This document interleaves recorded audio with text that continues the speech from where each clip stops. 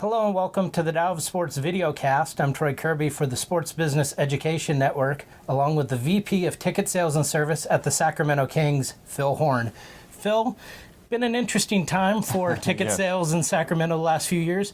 Kind of describe how you've held the marketplace to expand it in times in which there was a little uncertainty. Great question. You know, we've focused a lot on the things that we can control, and a lot of those revolved around the experience and selling the experience here with the team. So, you know, we focused a lot on group sales and, you know, building people up through our partial plans and giving them an opportunity to test the game experience and find out what they liked about it so that when things got good again, we could build them back up into a place where they felt that season tickets made sense for them and their family or their business. Sacramento's been a place to where you've held the winter market. There really hasn't been much competition. Has there been more of a control over ensuring that really as they kind of go into summer and the River Cats are there or whatever, those interests are really still going into what's going on in the wintertime? Yeah, you know, we obviously embrace the River Cats and our local sports teams as partners, and we actually exchange events with them during the season with our season ticket holders. But we really look at our season ticket base with the program that we call our Cap City Kingdom membership program as a 12-month program. So we host, you know, access events to players, or maybe it's a strength and conditioning drill, summer mini camp for our season ticket holders throughout the year, things like that match certain interests. You know, wine tasting events where we feature players and coaches and GMs that our fans get an opportunity to meet during the off season. So there's always something going on that we look at the Sacramento Kings as sort of the center of that person's entertainment hub. How do you expand the base when it comes to Sacramento? There's not a lot of people moving into the market, but you still have to ensure that you go after new people. That CRM has to grow. Yeah, sure. You know, in our situation, we've had a lot of people that have, you know, gone away in the last few years that now we can come back and it's almost like they're new to us. So over the last 3, 4, 5 years, as the season ticket base maybe wasn't what it was, you know, in the glory days of the Western Conference Finals, we have a lot of people that we go out and try and track down, and they're new to us. And frankly, the product is new to them. Maybe they haven't been out to a game in the last 2 or 3 years, so getting them to a game and letting them test the product is a new experience all over again for them. Is telemarketing sales changing? I mean, the old break down the arguments, make sure that they understand so they can get out of here. Is that something that's actually changing, or is it still going to be here the next 4 or 5, 10 years? In terms of how we telemarket, yeah. I don't think it's changing. I mean, we obviously, you know, try and reach people the same way most effective marketers do today with the electronic, you know, means, whether it's email or, you know, having ads on certain web space or, you know, electronic phone calls. We use all of those, but it's the relationship building, that the phone interaction and getting somebody down to the arena and face-to-face interaction really creates, that builds a long-lasting bond and creates not just a customer for one event, but creates a lifetime customer. How did you make sure that you kept customers kind of in line with the fact there's an ownership change? Sure. There were some questions, obviously. You might go to Seattle, you might Sure. not. You might go to Anaheim, you might Right. not. All through that, you had to keep people toeing the line, to, you know, hold the line to make sure that they were with you. How did you do that? You know, I think we used the tried and true method of just empathizing with the situation, because we were feeling it too. So letting them know that we're in the same situation, just waiting to see what's going to happen. But at the end of the day, we had a job to do, and you know, we knew that they wanted entertainment, and we could provide that for them, despite what the situation was. So it was still worth it to come out to a game and support this team. And you know, at the end of the day, it was that support in the last couple of years which really proved, I think, to the league that this was where this team was supposed to be. So it was that fan support when times were toughest. You know, the sellouts that we had last year, the winning that we did when this building was packed last year, that proved to everybody that this is where this team belonged. So were you able to sell tickets after this season and waiting until the ownership change, or was it something to where you could we were on hold. Yeah, we were definitely on hold. You know, we worked a lot behind the scenes to make sure that we were prepared for a multitude of scenarios. But you know, we definitely could not go out with our renewal packages and our new sales plans. And even if we could have, it would have been awkward to do it. So you know, I think everybody realized it made the most sense, even the fans, just to wait until there was resolution, so that we could go out with a fresh start if that's what it was going to be, and you know, hit the ground running with the new message. So how do you keep your staff in line, because they have to keep selling in order to make money? Sure. And they're almost on a hiatus. Sure, we did a lot of things, a lot of prep work. You know, we had our staff spending, you know, the last 2-3 weeks of the season going into the final decision, building out business plans for what it would look like if we were to stay, and who would be their first targets, what would be the priorities that they would be going down, going 10 deep for their biggest prospects and 100 deep for their initial call list, so that on day one when we got the word, they were ready, and they were.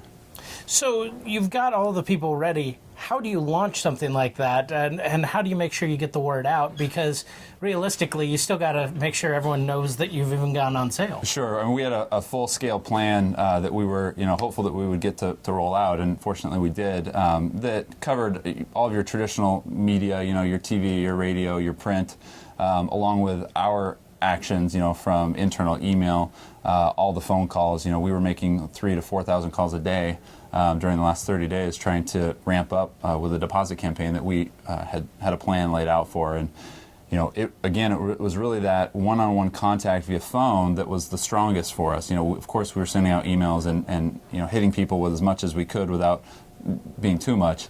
But it was those phone calls that really drove people to put down deposits and understand the situation, understand what it was to be a Cap City Kingdom member going forward with new arena priority and all the things that are coming in the future.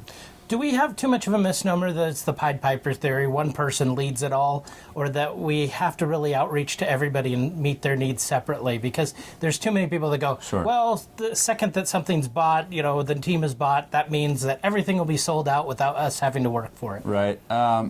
Internally, we definitely knew we had to work for it. We knew it wasn't going to be an overnight success, that we had a pretty good database of people built up saying that, hey, if this happens, then give us a call. So we knew where to start. And obviously we started with our base of current season ticket holders and went out to them first and made sure that they were taken care of and renewed. But when it came down to reaching out to everybody else, we had a big social media movement that allowed this team to stay. It was a big piece of it.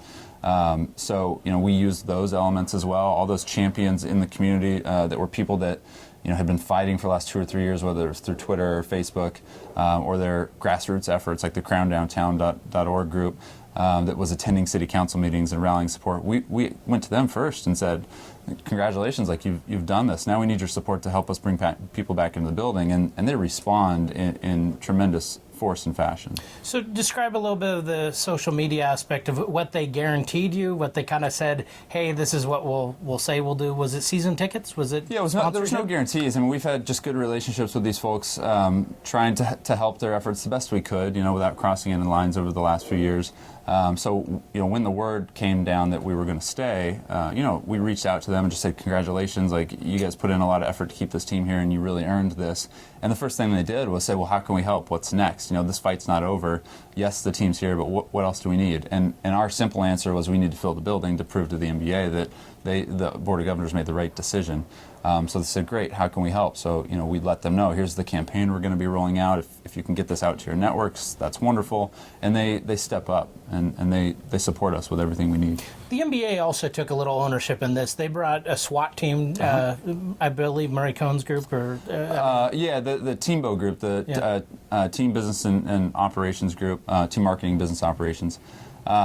They definitely brought a full force of folks here. This is not the first time they've done it. A couple years ago when we had the situation where the team thought they were potentially going to Anaheim and they ended up staying, the NBA sent some of the same folks back out. And we welcomed them with open arms. We had been understaffed because of the situation.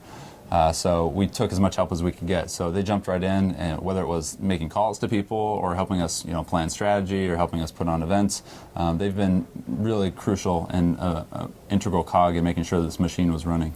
Is that something that kind of got overlooked, the amount of people that, not only the attrition rate, but the amount of trained sales staff that were available at the time? Because NBA sales staff, it takes a while to train. It does take a while, and we've done some pretty miraculous things with how we've been able to train people in the last few weeks and get them up to speed. usually at full staff, we have anywhere between 40 and 50 people in a sales or service role on the ticket sales side.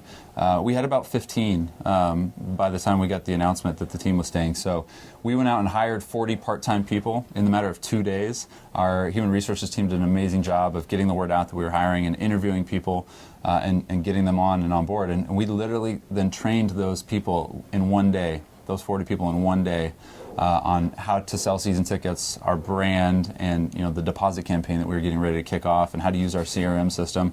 So they went through a crash course and definitely had to learn a lot on the fly, trial by fire. But they pulled off some amazing things in the last 3 weeks. You mentioned the brand. Not enough gets said about how ticket sales reflects the brand. How did you make sure that the brand gets conveyed correctly? Is it a lot of just talking about what you are and what you aren't, or does it go even more deeper than that? Our brand is definitely deeper than that. Our brand is sort of created by our fans. It is what they want it to be. So we base it on their feedback and sort of the direction, the feeling we get. Our brand development, creative team do amazing things with responding to fan feedback and sort of the sentiment of the fans. So right now our slogan that's out there is "Long Live the Kings," and it's sort of self-explanatory on what it is. The team is here to stay. But that was sort of a celebration for our fans, something that they had earned, something that they deserved to be able to celebrate with them, that you've done this. Long live your Kings. And so that's been our messaging right now. And as we transition into the season, something else will come along that sort of is the right thing at the right time based on the environment and the feel.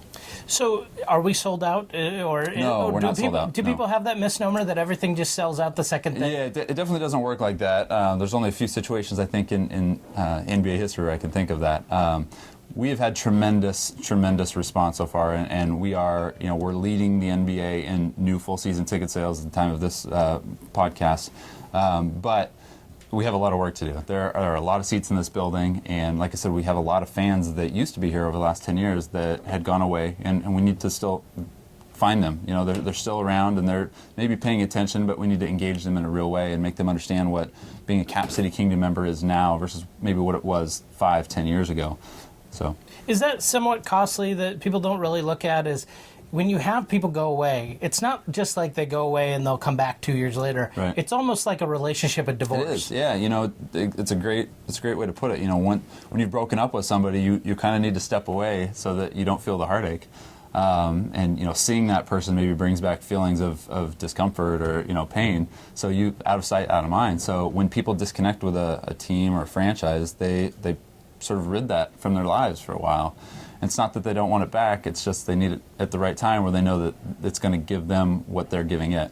So we do have to go find those people again. So the people that used to pack this building on a nightly basis, no matter what the record, they're out there. They still live in Sacramento, they still live in the region, and it's our job to go find them. So with that, how do you make sure that you develop that relationship back? I mean, do you talk about the old times of the first date or what? Sure. I mean, the old times were great. So we definitely reminisce on that. We definitely want to have a connection to our history, especially the positive pieces of our history, which have been tremendous in this building. And our fans love it, and they remember it, and they want to talk about how they've been season ticket holders since 1985. And I had the first ticket in that building, and that's wonderful. We want those people to start with those stories. So it's something we bring up on the phone calls when we know that they're a past season ticket holder, and tell us about how your experience used to be and what do you want it to be going forward. And we try and take that feedback and build around it. And certainly if we have things we can speak about that talk to things they want already, we emphasize those. But we're sort of in a situation where we've got a bit of a blank slate where we can recreate what it is to be a Sacramento Kings fan. And the development of our Cap City Kingdom program going forward is really going to be based on what our current fans and then all these new fans tell us they want going forward. Does it harm the brand if you're not sold out on day one, game one, because of the fact that you guys fought so hard, or is that something that people look at as a work in progress? It's got to just keep moving forward. Yeah, I don't know the answer to that. I've never been part of a team that hasn't sold out on opening night, and I don't intend for this to be the first one. So that probably won't happen this year. So hopefully I won't have to give you an answer to that question. Well, good. The other part of it is you're moving into a new arena. That's got to be some exciting stuff. But the date is 2 years away, or 2016. Yeah, three more years in this building. Okay, so 3 more years. How do you progress from that? To what you're going to have in this building for the next 3 years. You're going to update some stuff. You're going to kind of make it look nicer. It's not just a little paint, is it? No, I mean, our ownership is so committed to, showing our fans what they're capable of, both on and off the court, I think, that they'll come in and make some immediate improvements to this building. We're looking right now, we've walked the building several times with some of the ownership group to look at our VIP club spaces, which need to be expanded and renovated, and those are things we're going to do immediately this year. The suites, this is some place that we'll put some money into immediately this year. So the ownership group definitely wants people to know that you don't have to wait for the new arena. to experience what it's going to be like to be part of the new era of Kings basketball. Some of that's going to start now, little by little, and then of course when the new arena comes, it's the shiny new coin. That's going to be incredible. The state-of-the-art facility in the NBA with the highest level of technology based on the background that this ownership group is bringing to the table. It's going to be something to behold. We're all pretty excited about it. But yes, immediately you will see some improvements to this arena, and they're excited about it. They're excited about recreating the fan experience, and whether that's on the concourse or on the in-game entertainment side, there's going to be new things that our fans are going to see. You wrote a book called The 2-Second Advantage and talked about split-second decisions. Sometimes are good decisions. Right. My question to you is, has that been something that you've been able to adopt, or are you still more of that, Yeah, I need a little more data? No, I mean, I've read the book. I'm in favor of those types of methodologies and strategies. One of the things we always think about, and we talked with our management group about as times were tough, was always staying ahead of the curve, right? Making sure that you're 90 days ahead, 6 months ahead. So there's today that we have to deal with, but while that's happening, while people are executing today, it's our job to be looking forward 90 days. And in our situation, 90 days was sort of a moving target. You didn't know that if that meant the team was going to stay, or if the team was going to go, or if the deadlines were getting extended. So there was a lot of planning and recreating the plan every day to make sure that we always had that next 90 days planned, no matter what the scenario was going to be. And what was required in that was the need to make a lot of split-second decisions. So, we may have found out that today's the day we're going to get a decision, and we didn't think it was going to be till a week later. Maybe we thought it was going to be a week prior. So we had to act quickly, and we were ready with most of our systems and processes, but there were a lot of things that came up over the last month that required us to make an immediate decision based on the history we had sort of logged in our mind of how fans will react if we do this, and we didn't have time to sit and pour over data. It just had to happen because everything was happening so quick, and we were so behind what all the other teams were already doing who had launched renewals in February and March, and here it was May, and we hadn't gone out yet. We didn't have time to take a week to pour over data more than we had already done to think about second-guessing ourselves. You were the first franchise to suffer from social media as well as benefit. One tweet comes out and suddenly the team might be sold. Right. And from that, how do you protect the price point in that type of environment to where all of a sudden there's, news coming out that's just instantaneous, and now you've got, about 16, 20 games that were left on the schedule? Sure. I think if you go back and look at the attendance, our attendance actually grew over those last 15, 20 games, and we performed really well.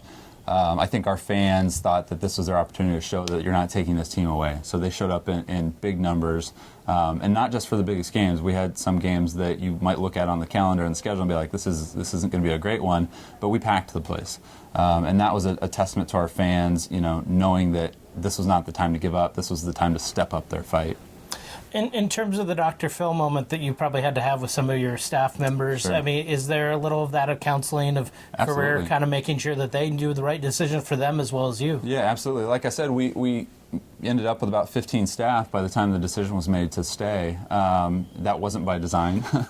No kidding. No, right? We wanted to keep the people we had trained and put a lot of time and investment into, but we were also very transparent with them that we don't know what's going to happen here, and we always want to look out for your best interests. If this is an uncomfortable situation for you, we'll help you find other opportunities. And we were very transparent with them from day one. And we networked around the league to find other opportunities, whether it was in the NBA or MLB, NFL, NHL, to place our people if they really came to us and said, look, I've got this family need, for instance, and I just can't take the risk. I want to be here, but I don't know what's going to happen. Can you help me with something else? And we did. We placed a lot of people, and I've gotten calls from a lot of them wanting to come back. Well, Sacramento is such a great environment because of the fact that you're the show and a winner. Is there an issue with the fact that there might be a USL MLS team that eventually comes in here? Or no. Does that not even look as a competitor? No, I mean, the way I see it, coming from the Trailblazers where I worked 4 or 5 years ago when the Timbers came in, we looked at that as an encouraging sign that this was a ripe market for professional sports. And we didn't see it as competition, especially when it was a sort of a different season or crossover season. We looked at it as more people wanting to get engaged in spending their entertainment dollars in professional sports. So it wasn't a competition thing at all. It was something we actually thought we could use in a strategic way to partner at times. And like I said, we've done things with the River Cats here. We have an event every year where our Cap City Kingdom members are treated to a game out at the River Cats. We do a picnic out there, so we spend money with the River Cats. They spend money with us. It's a good relationship. We had the River Cats out towards one of the last games of the season and had their division-winning team actually come out and be recognized on the court down here. So we try and do as much co-marketing and events together as we can. So with the seats that you have now, you've got to now move them into new seats in a new arena that you don't really know the kind of environment. How do you kind of make that kind of plan to go forward? Because it's going to look different. It's going to look different, yeah. We've already had some initial conversations with some of the consultants and talking about what the arena might look like and really trying to build it for this market. So hopefully there's some similarities, but there's absolutely things that'll look different. This is the configuration of this arena is older, and the way they build arenas today certainly presents some different sight lines, and the tunnels might be in different places. So people who have seats in a certain area might not have those seats anymore, and we've tried to be upfront with everybody who's come down over the last few weeks and relocated or looked at their seats and talked to them about what we think might happen. We don't have any concrete details yet, but there are 20 great best practices around the NBA and other NFL, MLB franchises about how they have moved their fans into new arenas. So we have great blueprints from which to work from. We do not have to reinvent the wheel here. I'm a 49er season ticket holder who's moved from Candlestick Park into the new Levi's Stadium, so I've gone through that process personally, which was a great experience to see how they handled that. It was a pretty painless process, and I ended up with a very similar seat and actually had some options as I moved into that new building, and we'll likely do the same. Fans who have a particular seat in a particular area will most likely have a similar opportunity to get the same type of area in the new building. And then tenure comes into play a little bit as well. Those who have been here since 1985 and been with us since the beginning will have probably more options and more choices to add on or expand their seats or maybe move to a different location before others. Are people coming back to suites? For about 4 years ago, it was really hard to get people into suites. The economy had kind of crashed. Have we kind of come back and said suites are important? Yeah, our suites are an interesting market study because we have so few of them. There's 30 some odd suites in this arena, which is half of what most arenas have, if not less. So I don't anticipate it'll take much for us to sell out our remaining suite inventory. We have the same kind of conversation that we've had on season ticket holders. A lot of companies that used to have them. We know where they're at. We know who they are, and it's just about having that conversation again about building their budget around having a suite, because at the end of the day, the entertainment value, the networking value, the opportunity to close deals in a suite is significant for them, and it's probably a better environment for them to do it than anywhere else in the city, whether that's over dinner or a golf outing. The environment you get here, when the team is hitting the game-winning shot to close a deal at the end of the night is pretty priceless. So let's talk about what the future of a suite looks like. Sure. Does it look like what we're sitting in now? Is it high tech? Is it something dramatically different, or does it stay the same? In the new building, it's definitely going to be different. I mean, yes, it will be higher tech. We've thrown around a lot of crazy ideas about how we can use technology already. Am I going to get a hologram person that's going to say, hey? You get into some of the simpler things like just the digital food ordering, from an iPad in your suite. Simple things like that are probably easier to implement. To the more complicated things, I don't think it's quite the hologram. But I want my hologram. I know. But having more fan interaction and really playing up the gamification of the fan experience and implementing that maybe in the premium areas first, where you're interacting with stats and things like that, in addition to being able to buy merchandise, being able to buy food direct from your suite, and of course all of the Wi-Fi capabilities and the TV options, and potentially being able to see the game from different camera angles if you're in a suite and have 3 different TVs in the suite from in-house feeds, present a lot of opportunities that we don't currently have in these suites, but certainly we'll look at as we go forward to the new building. And that's one thing I was going to mention is you have the opportunity to be the first NBA arena that's really high tech, whereas a lot of them unfortunately don't really. I mean, my cell phone doesn't work in half. Sure. Well, most of the newer ones, in the last 5 to 10 years are equipped with some pretty cool things, certainly things that we don't have in this building that we know we'll have in the new one, and then some. But yes, with the background of our ownership group, starting with Vivek Ranadive, who's one of the foremost software developers in the country, if not the world, what they bring to the table, the Qualcomm brothers, there's a lot of opportunity for us to do some really, really cool things, and I've already heard of some of the ideas these guys have thrown around, and it's going to be pretty spectacular. So here's my question is, everyone talks about that and says, whoa, you don't want that because then they'll look at their iPads instead of go to games. Sure. Is that actually true, or is that actually the opposite? You're the ticket guy. I think we want them to do that. What we want them to do is be able to enhance their in-arena experience. Otherwise, at some point, people will just stay home and they will watch the games on their TVs and their iPads. So you need to give them a reason to do both, right? To be part of the live experience and to give them some additional opportunities and enhance that experience while they're here. So we know that the future is the phone and the iPad, and we've already started dabbling in that with our app, and being able to upgrade your seat from the app and things like that we played around with last year. And we want to take that to the next level. We want the in-game experience to be driven around what the fan can do with the phone. If we don't do it, they're going to find another place to do it. So we have to give them that experience in the arena. Has dynamic pricing, has that really gone your guys' way? Are you going to stay out of it, or how? No, we've been very into it. We rolled that out while I was in Portland. I brought that over here the first year I started. We started playing with variable and dynamic pricing on a week-to-week, day-to-day basis, and we've been pretty deep in that over the last few years. We have analytic software that we use on a daily basis to look at what games need to be moved up or down, and what areas are soft or where the higher demand areas are, by day, by week, by minute. So I don't think that that's going anywhere. It's been a good implementation in Sacramento for us, even when times were a little tougher. Being able to make sure that we had affordable tickets for fans when demand was lower, and that helped us bring people into the building. And then obviously when you have the Miami and the Lakers in town, it helped us maximize our revenue and meet the demand that the marketplace was putting out there. How do you judge demand? Because some people judge demand not only in the primary market, but also the secondary, which sounds like, in a way, you're gambling against somebody who just puts out the idea of what a ticket price is. Yeah, sure. We monitor it pretty aggressively. So we whether it's our interns in-house that are looking at it, or whether it's the software that we license that actually gives us reports of what seats are selling for on the secondary market, we look at it on a daily basis, and that does help us drive our decisions around where our price should be. We really want to limit the seats that are on the secondary market so that the games stay affordable for our fans, and give our season ticket holders the best chance to resell their tickets to games they can't go to. So where you have markets that are maybe flooded with traditional resellers and people who are doing that as a business, we're really trying to limit that as we go forward so that the best opportunity to sell tickets remains with our real season ticket holders who just can't attend a game for whatever reason and need to use our ticket exchange marketplace to get value back for their ticket.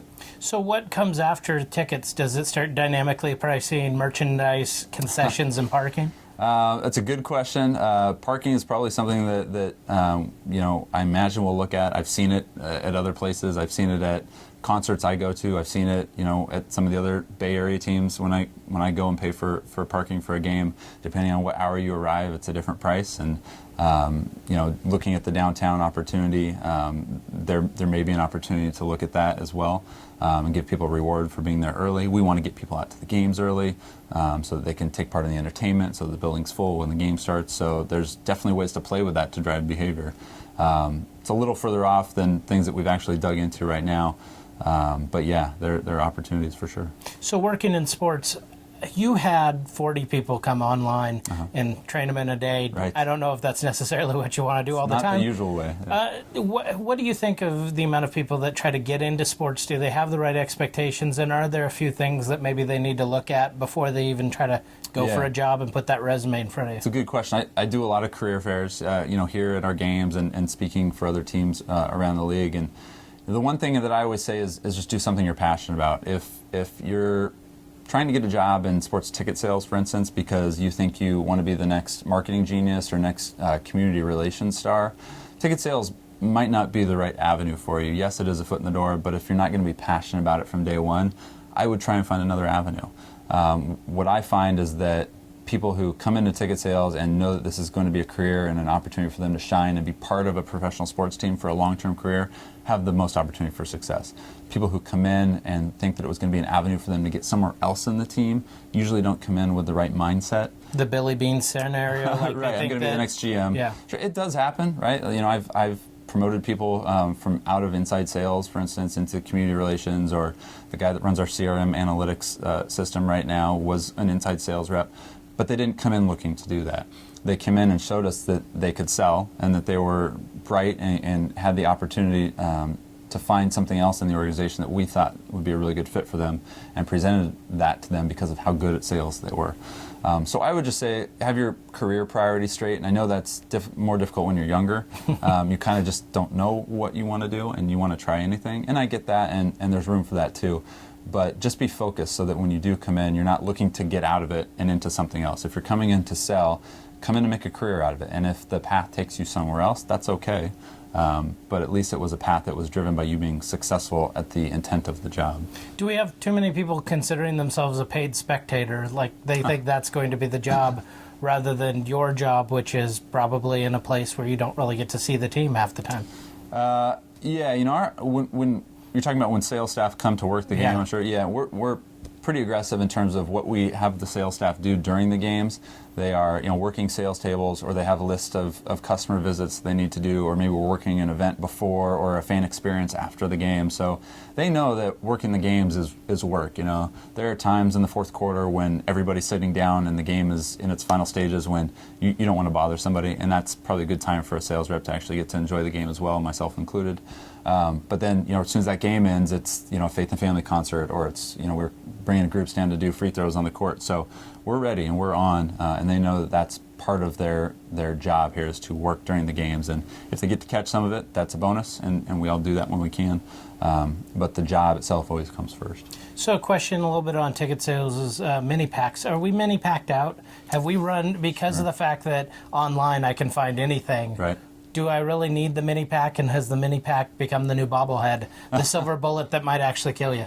You know, there's always a place for a mini pack. We really subscribe to what my old boss in Portland, Tyler Howell, had always taught me, which was having a plan for every fan. So we use that same methodology here, and not everybody's a season ticket buyer. I understand that.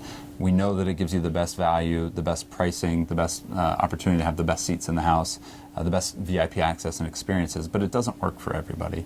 So we want to make sure that there is an opportunity for every fan to experience what we've got going on here, which is going to be something special next year. So, you know, if you are a 4 or 5 game pack kind of buyer, and that just is what your budget allows and maybe your schedule allows, there will likely be something for you.